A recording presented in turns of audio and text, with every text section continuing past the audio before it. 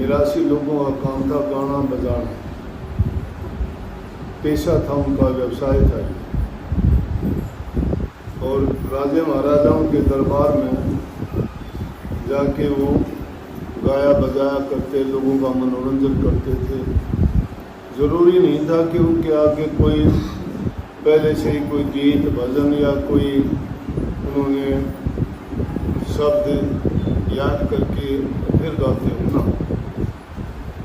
सरस्वती माँ का वरदान ही उनको ऐसा था कि जब भी वो खड़े होकर जो भी बोला करते वो सारा का सारा एक लय बन जाती, गीत बन जाता और सुन के लोगों का मन बहलाव होता। उसमें हर प्रकार की, ये नहीं कि सिर्फ जो है वो लोगों को खुश करने के लिए, नहीं, उनकी वाणी में हर प्रकार की प्रेम, विरह, त्याग और भक्ति के लिए संकल्प, सभी चीज़ें उसमें अपने आप ही शामिल हो जाती। तो उस जाति का कोई भी गाया करता भी कवाब तो इसलिए बन गई थी, अगर उनके घर की कोई औरत रोया भी करती ना तो भी वो लय बढ़ा के रोया करती। तो ये कहावत बन गई कि डूम की घर की है, अगर ये गावेगी तो भी और रोवेगी तो भी लय में रोवेगी सब। जो 10 गुरु हुए पंजाब में, उनमें तो गाने बजाने का काम और ये पाठी की परंपरा जो चली वो उसी टाइम से चली। उनके दरबारों में भी जाके, और ये जो डोम जाति से थे वो गाया करते थे, 82 कह देते हैं उनसे। बल्कि इस बात पे तो एक थे अपने, जब 5वें गुरु थे अर्जुन साहब, उसके टाइम में ऐसी बात हो गई थी कि उन्होंने बड़ा अहंकार दिखा दिया था। कहने लगे तुम्हारा पंथ हमने चला दिया। नानक साहब के साथ में बाला और मर्दाना तो दोनों जाति के ही थे, जो हमेशा हर कदम पे, मर्दाना तो साथ रहा ही रहा, लेकिन बाला भी काफ़ी समय तक नानक साहब के दरबार में आने लगता था। और इसी तरह से उनके बाद में सत्ता बलवंडा हुए, इन्होंने बड़े अच्छे गाया करते, बाद में उन्होंने गाने से इनकार कर दिया। तो गुरु साहिबान ने आम आदमियों को हुक्म दे दिया, बोला कि वो नहीं आने, नहीं, ये गुरुओं की महिमा है, वो किसी के आश्रित नहीं होते। कोई आदमी सोच ले कि मेरे सहारे से या मैं ये काम करता हूँ, मैं अगर छोड़ दूंगा तो नहीं होगा, ये गलत है। संत जो चाहे उससे वो काम करवा।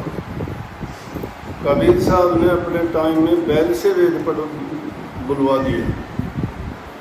अहंकार में कोई पंडित उनके साथ में आके बहस करने लगा तो अपना बड़पन दिखाने लगा, कहने लगा कि मैं शास्त्रों का ज्ञाता हूँ। बोला शास्त्र कोई बड़ी चीज़ नहीं है, तू बोलता है वो तुम्हारा बैल भी जानता है। और बैल के ऊपर हाथ रखकर बैल ने वो वाणी कहनी शुरू कर दी। इसलिए संत जो चाहे कर सकते हैं, लेकिन इस युग में संतों की भी परीक्षा होनी चाहिए। संत भी संत नहीं है, संत होना तो बहुत दूर की बात है, लेकिन कहावत यह है कि यथा राजा तथा प्रजा।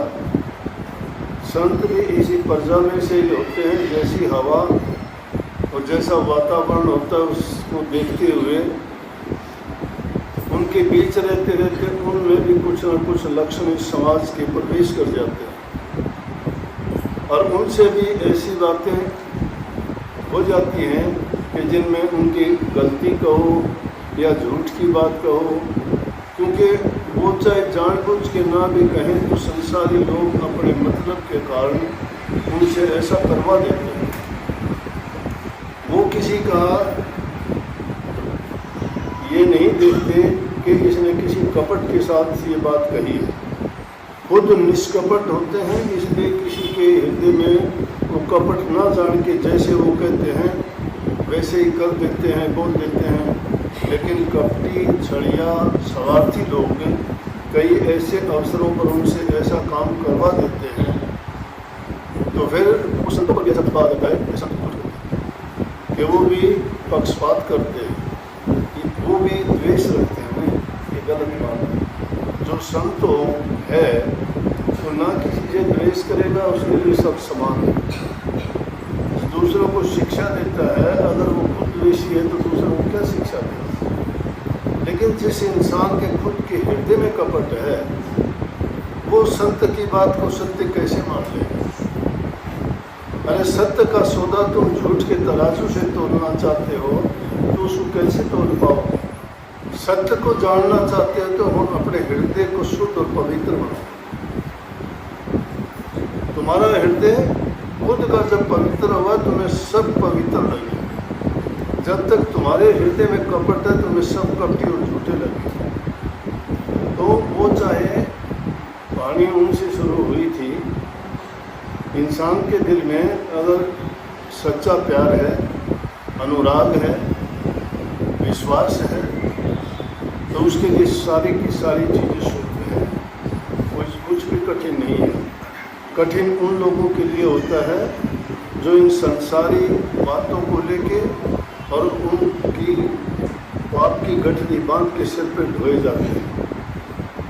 उनके लिए संसार भी ऐसा लगता है कि इसी को सत्य मान के संसार के पदार्थों के लिए वो पूरा जीवन लगा देते हैं। परंतु संत कहते हैं कि सारा खेल माया का है। माया का मतलब ही कपट है। ये सब का सब बनावटी है। कल जैसे एक आदमी आके कहने लगा जी तो मैंने तो परमात्मा को प्राप्त कर लिया, मैंने तो जान लिया क्या होता है परमात्मा। आज तक का इतिहास तो ये कहता है बड़े बड़े विद्वान, बड़े बड़े संत, ऋषि, महर्षि, तपस्वी, जप करने वाले, यज्ञ हवन पूजा पाठ करने वाले, चारों युग बीत गए, खोजते खोजते गया भी है कि ब्रह्मा विष्णु वो भी थक गए उसको खोजते खोजते, उनको भी नहीं,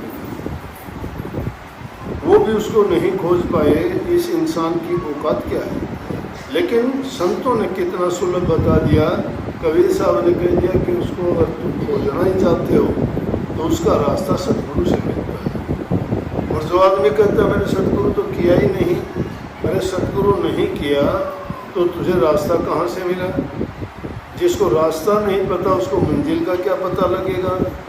जिसको गुरु से ज्ञान नहीं मिला, ना उसको मंजिल की जानकारी है, ना रास्ते पे चलना आता है, ना रास्ते में आने वाली बाधाएं हैं उनके बारे में उसको पता है। कदम कदम पर जब ये चीज़ें संसारी लोगों को गिरा देती हैं, तो जब वो सच्चाई के रास्ते पे चलेगा तो वहाँ तो और भी ज़्यादा कठिन परीक्षाएं होंगी, और उन परीक्षाओं में खरा उतरना बड़ा कठिन है। वो चीज़ इतनी आसान नहीं है, उसको इतने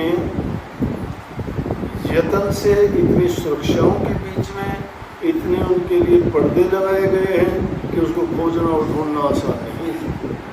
लेकिन सतगुरु ने जब वो खोज की है, उसको जो पता है, उसने जो चाबी हमें दी है, उस चाबी को लेके और उसको अगर पाना और खोजना चाहते हैं तो उनके लिए कठिन नहीं है। परंतु मिलेगा किससे? गुरु से। तेई खोजत ब्रह्मा के सुन नर मुनि देवा, कहे कबीर विचार के कर सतगुरु कि जिनको खोजते हुए ये भी थक गए ब्रह्मा विष्णु महेश की, लेकिन कहते हैं उसको पाना चाहते हो तो सतगुरु की सेवा कीजिए। अब सतगुरु की सेवा क्या है? सतगुरु की सेवा की अगर बात सुनोगे तो वो सेवा तो गुरुमुखों ने जानी है। गुरुमुख कौन होता है? जो गुरु के हर वचन की पालना करता है, गुरु के वचन में कभी भी सोचता नहीं कि ये बात गलत कही गई है। कबीर साहब ने तो स्पष्ट करके कहा कि उल्टे सीधे वचन कर शिष्य नहीं माने दुख, कहें कबीर संसार में वो कहिए करो। गुरुमुख वो है जो गुरु का उल्टा हो तो भी अच्छा, सीधा हो तो भी अच्छा, झूठा हो तो भी सच्चा, सच्चा हो तो भी सच्चा। जो उस वचन को सत्य मानता है, चाहे वो किसी रूप में कहे हो, ये तो गुरु जानता है। वो शिष्य के लिए किस प्रकार से हितकारी और लाभकारी है। हम तो अपने नज़रिए से सोचते हैं कि मेरे लिए ये अच्छा नहीं किया, लेकिन गुरु जानता है तेरे लिए क्यों अच्छा नहीं किया। परिणाम मिलेगा बाद में, और जब परिणाम मिलेगा तब पता लगेगा कि हमारे लिए अच्छा क्या था।